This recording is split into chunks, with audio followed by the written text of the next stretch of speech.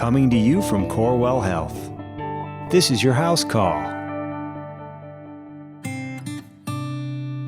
Are you thinking of traveling this year? If so, you are not alone. The U.S. Travel Association has forecasted that domestic leisure travel is returning to pre-pandemic levels this year. International travel is also showing signs of recovery, though it remains below pre-pandemic levels.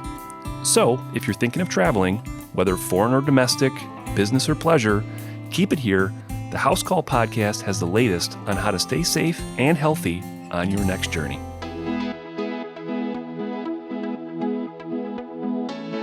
Hello and welcome to the HouseCall Podcast. I'm Dr. Nick Gilpin. And I'm Dr. Asha Shahjahan. And our goal is to help you and your family live a smarter, healthier life. Today's episode is all about travel-related topics. Asha and I will cover a range of things such as some of the latest CDC recommendations, tips for traveling safely, whether by land, sea, or air, and some things you might consider packing that may be otherwise difficult to get elsewhere on your journey. We'll also talk about some of the many benefits of travel and how avoiding travel the last few years during the pandemic has probably taken a toll on us more than we might realize. So with that, let's go ahead and get into it. All right, one thing I want to mention is that we have treaded on this topic before. We did a travel health podcast with an infectious disease specialist, Dr. Joel Fishbane, one of my colleagues, back in 2019. And in that episode, we did cover a lot of the touchstones of travel medicine. So that was sort of the what to expect if you're visiting a travel clinic, such as things like vaccines for travel, when you should go to a travel medicine clinic, and so on. A lot of good information in that pod. I would encourage you to go back and give that one a listen if you have not heard it yet, and that information is still very much applicable. And Asha, one of the things that we talked about in that pod that I still think rings true today is that people who are traveling should know where to get the latest and greatest information, travel recommendations for whatever a given destination might be. And I'm sure this is something that you come across often as a PCP. What do you say to your patients, your friends, or others who are asking advice about traveling?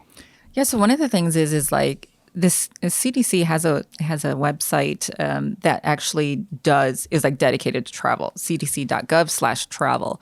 And if you go there, you can type in whatever destination you're going to, if it's a country, state, whatever it is, and they kind of give you the up-to-date guidelines of things that you should be aware of.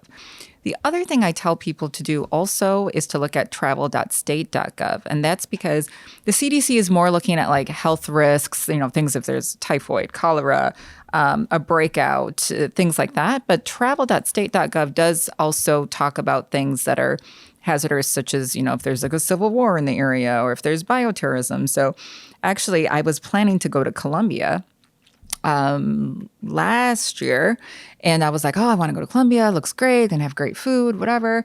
And, I look at CDC and I think they had their COVID numbers were a little bit high. And I was like, okay, well, I'm vaccinated. I think I should be okay. But then when I went to travel.state.gov, it was like, do not go. There's a civil war going on. There's some terrorist activities, not a good idea. So then I actually changed plans. So always make sure you check out both of those websites. Yeah, I think it's great advice. And I actually want to take a second here. So I've got my handy dandy laptop pulled up. And if you go to cdc.gov/travel, I got to say, this is pretty slick. You can actually type in whatever your destination might be. And so I'm going to sort of selfishly type in Peru, because this is a place that I've wanted to go for. Are you going to Machu Picchu? I would love to go to Machu Picchu. However, for reasons I will state in just a moment, that's an area that I'm currently avoiding for some, I guess we'll say, geopolitical reasons.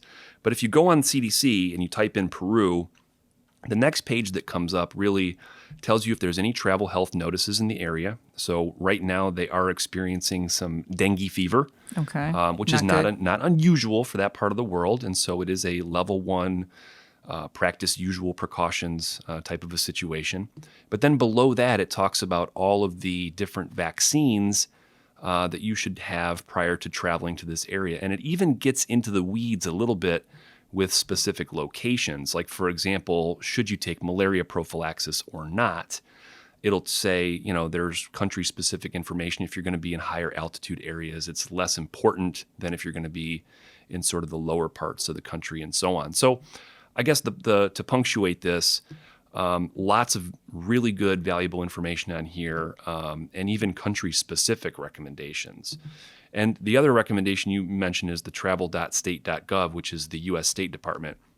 Same thing. A couple things about this website. One is you can enroll in this program called STEP. And let's see, STEP stands STEP's for good, yeah. the Smart Traveler Enrollment Program. The idea here is that you're getting your name on a list that will be available to the embassy. So they'll have your contact information. If there's an emergency, they can contact you. And also, they will send you travel-specific information. Alerts and stuff. Exactly. If something changes between now and when you decide to travel, you'll have that information. So keeping it with Peru, just for kicks, let's go to Peru's State Department travel information. And I'm not picking on Peru, but this is a place I would love to visit. And right now, it's a level 2 travel advisory. They're saying exercise extreme caution due to crime, civil unrest, and the possibility of kidnapping. So, these are just things I think it's important to keep an eye on for prospective travelers. There's demonstrations around the embassies in different parts of the country. So for that reason, I think we're going to just hold off on visiting Peru until things cool off a little bit. Yeah, that makes sense.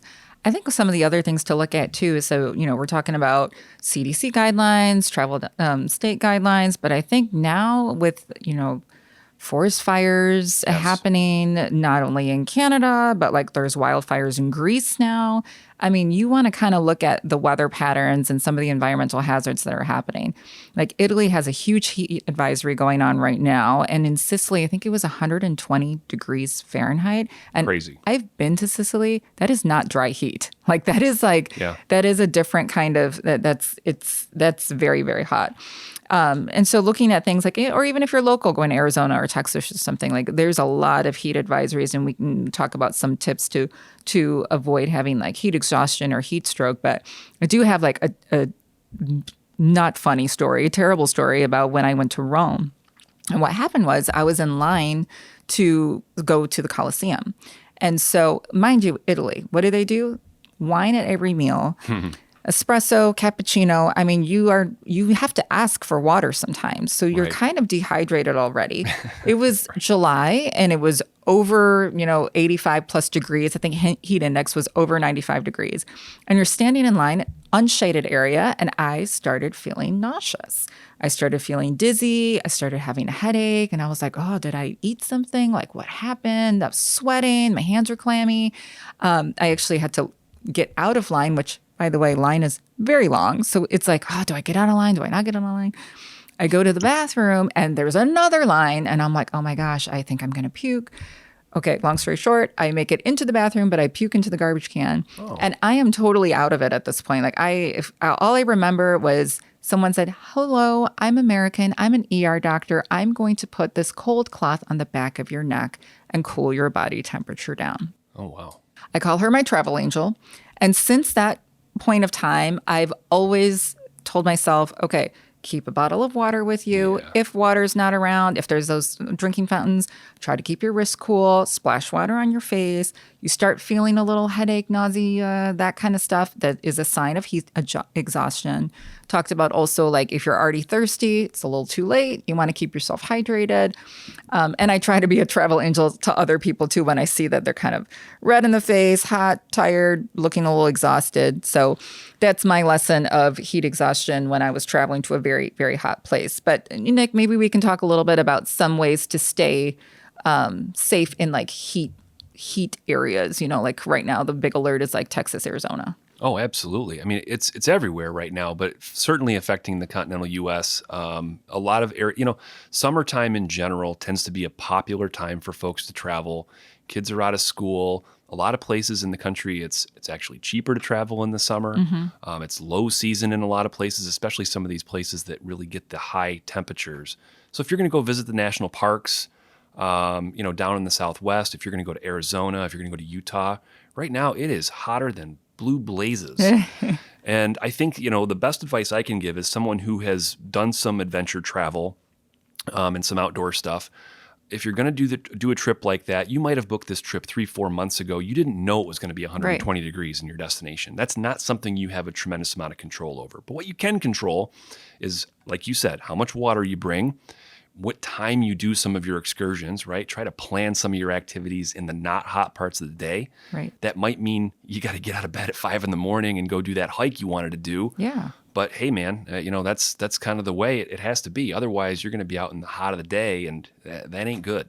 Yeah. Some people even say that to bring a small little travel fan with you, especially if you're standing in line for, like, let's say Cedar Point or some of these amusement parks. Mm-hmm. If you're in a car and let's say you've got black leather seats, it can carry like a white towel to cover your seats. It kind of helps with the heat absorption. And then also, like, those seat belts can get really, really hot too.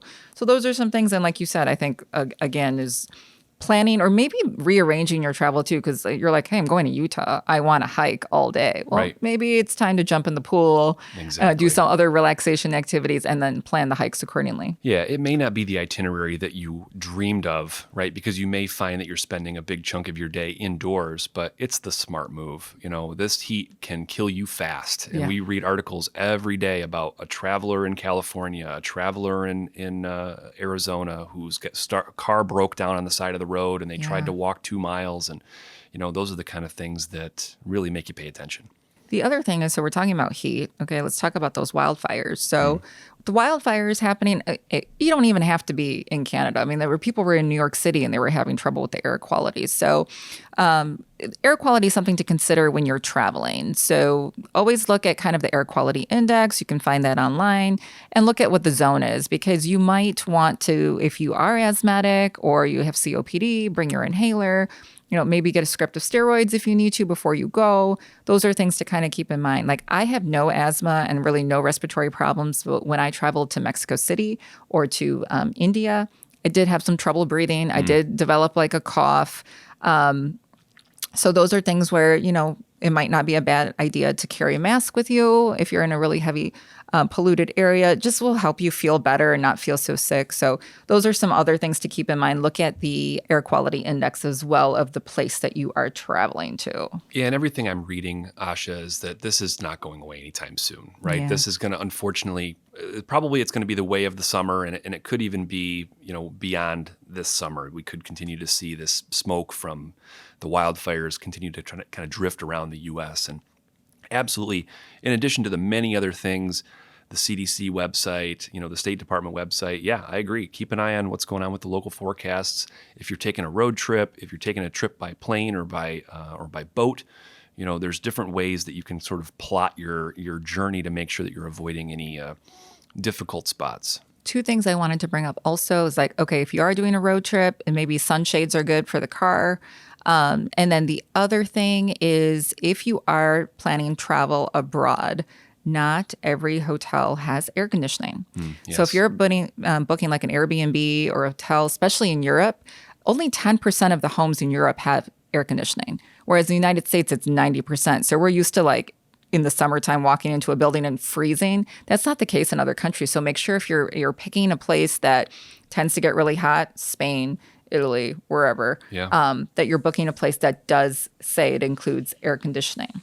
That's good advice. I didn't even think about that, but you're absolutely right. A lot of places even in, you would think a country like Italy, all the modern amenities, all the comforts of home, but you're right. A lot of places don't have AC there. They don't. And speaking of that, let's talk a little bit about water. Mm-hmm. So, like, you're an infectious disease, that, like, certain places you can't drink the water. Right. So, for example, if I go to India, I was born and raised in the United States, like, I cannot drink their local water. I will get sick. Same thing, I can't eat their street food. I mean, those are the things that you have to be careful of. Same thing if we go to Mexico. So just making sure that you're not drinking the local water, making sure that sometimes fruits and vegetables are kind of off limits unless you're washing it with your bottled water. So making sure you get bottled water.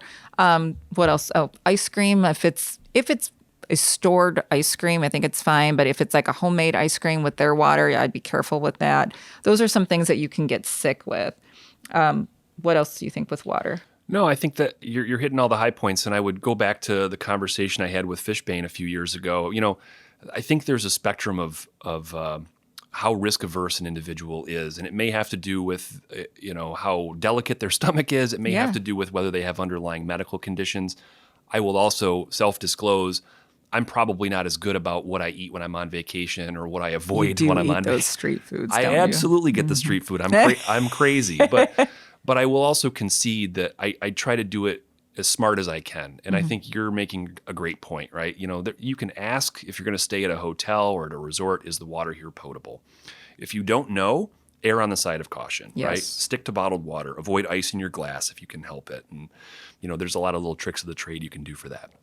So we were talking about you mentioned Peru. So let's just talk a little bit about things like people who are maybe traveling to Colorado or to the Alps or to Peru, altitude sickness. Yeah. A little bit about that. So if you know that you're traveling to a place that is of higher altitude, so we're talking like 8,000 feet above sea level. So you want to kind of stay somewhere for at least 1 to 2 days to get acclimated to that altitude before ascending higher up. Now, if you know that you're going on a big hiking trip like that, it's not a bad idea to talk to your doctor about maybe getting something for altitude sickness. I think acetazolamide is the medication. There might be others out, but altitude sickness is a thing. No, that's a great advice. And actually, that's something we researched as well. If we were going to go to visit Peru, visit Machu Picchu, absolutely fly in, stay for a couple of days, acclimate. A lot of these places, especially if you're planning to do excursions, hikes, or anything of that sort, they will require that you stay in the country for at least a couple of days before you do anything like that, because you're potentially a risk. Right. If you just land in Cusco and jump on a bus and head out for Machu Picchu, What? You don't do that? Yeah, you could get sick pretty bad. You don't want to do that. Trust me. All right. Another kind of sickness. So we're talking all this like international traveling, airplane traveling, but let's talk a little bit about driving. Some people get motion sickness, and that can happen if you're on a cruise or a boat, or even like if you're driving a car. I always get car sick. So I have to sit in the front seat of the car. Yeah. Sometimes I have to have the window down. I have to look straight. If I'm looking at my phone, I feel more sick. So motion sickness is a thing. I think also if you go on a cruise and you tend to get motion sickness and you're not sure if you're going to, like a lot of people have never been on one and they're like, I'm going for the first time. What do I do? You can talk to your doctor about getting, maybe a scopolamine patch or taking something to help you with that motion sickness. Good advice. Something we have in common, because I get it too. And it's something I didn't even realize I had until I was probably in my mid-30s. Yeah. And when I was traveling, I don't remember where I was. I was in the back of a Sprinter van, cruising around the countryside. Oh, it was bad. Yeah. It's like, and I what I say is that a lot of the symptoms for everything that we talked about, motion sickness, heat exhaustion, altitude sickness, it's all the same. It's that nausea, vomiting, headache. But one thing that's helpful, this is kind of like just a Dr. Shah Jahan tip. Ginger is very helpful for any kind of motion sickness or nausea, vomiting. So when I travel, I always keep a little bit of ginger with me because you never know where you're at and when it's going to hit. So that's just a little side tidbit, take your ginger.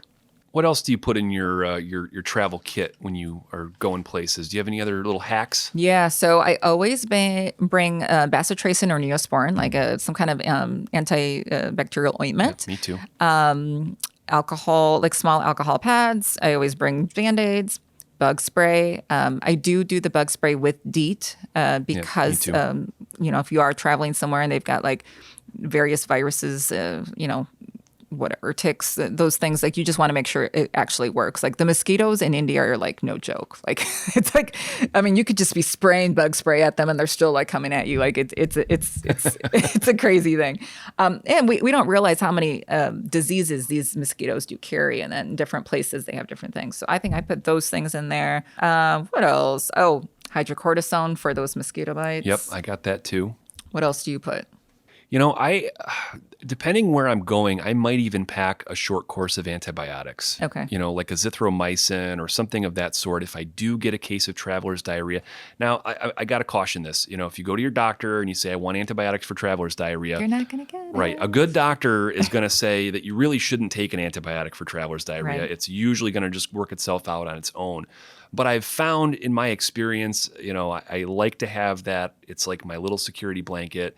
in case I do come down with something and it doesn't get better in a day or so, I just like to have the ability to get that. So I think the thing is, especially for women, if you get a lot of UTIs and you know that you get UTIs and your doctor knows that you get UTIs, it's very reasonable to say, hey, I'm going abroad. I don't know what kind of antibiotics they might have there or how I'm going to see a doctor. Can I get a course for a Cipro or whatever it is for UTIs? I think that's very reasonable.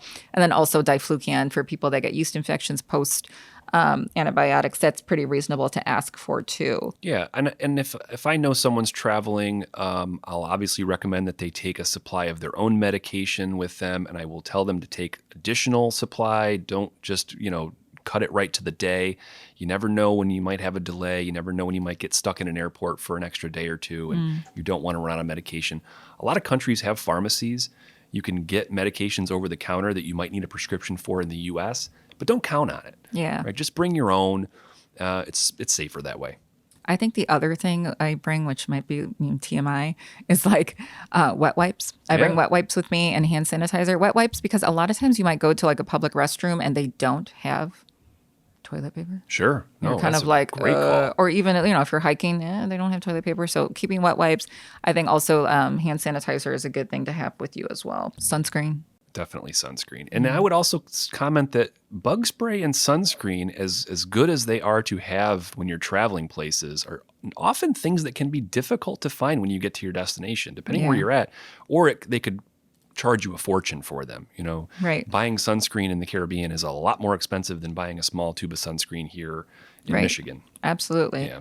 Can we go back to cruises for a second? Yeah. Because I think you brought up cruises, and I want to just inject some of my sentiments here. I got to be honest, I don't love cruises, right? You don't love the buffets? Just based on what I do for a living, I don't love cruises. And there was actually a minute there when, the CDC was kind of firmly saying like, hey guys, don't go on cruises. I thought they were going to, it was the end of cruises, actually, the pandemic. Well, that was, clearly in the height of COVID and absolutely at the time, it was not wise to be on a cruise ship. Things have changed. I think cruise travel is more safe now, but I still think there's a few things that should go without saying. One, if you're sick, please don't go on a cruise. Yeah, don't go anywhere. Don't go anywhere. Exactly. Stay at home. But particularly on a cruise, I think what you're going to find is that things tend to move more quickly through a cruise ship than they would if you're out in an open air environment. I think that you should also, if you're going on a cruise, be aware of the itinerary. Don't just assume that they're going to have everything sort of dotted for you. Certain countries that you visit along the way might have specific needs or travel requirements, so you want to make sure that you've checked those boxes before you go certain places. And I do think you mentioned seasickness and some things you can do to mitigate that as well. Let's quickly talk about air travel, things like jet lag and things to be careful for in an airplane. So one of the things is, pregnancy. People want to go on their baby moon. People want to travel and see people. But most airlines, at least domestically, you cannot travel if you're 36 weeks pregnant. So you want to get that travel in beforehand. International airlines, it depends on the airline. So make sure you check. So just because in the States it's 36 weeks and you're on your 34th week and you think you're going somewhere, you might not be able to make it back. So be careful with that. The other thing is we want to be careful for DVTs. If it's DVTs are deep vein thrombosis, like a blood clot.